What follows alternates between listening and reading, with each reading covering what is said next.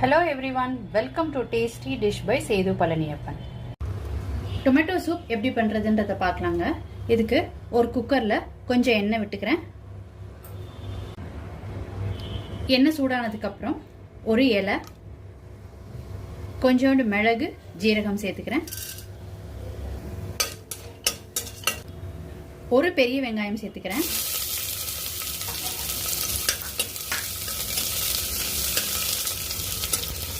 வெங்காயம் கொஞ்சம் colour change ஆகட்டும், அது வரைக்கும் வதக்கிக்கோங்க.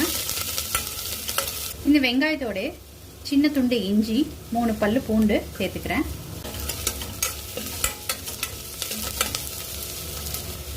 வெங்காயம் ஓரளவுக்கு நிறம் மாறிடுச்சு. இப்போ இதில் 2 டேபிள் ஸ்பூன் கேரட் சேர்த்துக்கிறேங்க. இது வந்து ஆப்ஷனல் தான், நீங்கள் வேணும்னா சேர்த்துக்கலாம், இல்லாட்டினா ஸ்கிப் பண்ணிக்கலாம். டொமேட்டோவோட டேங்கினஸை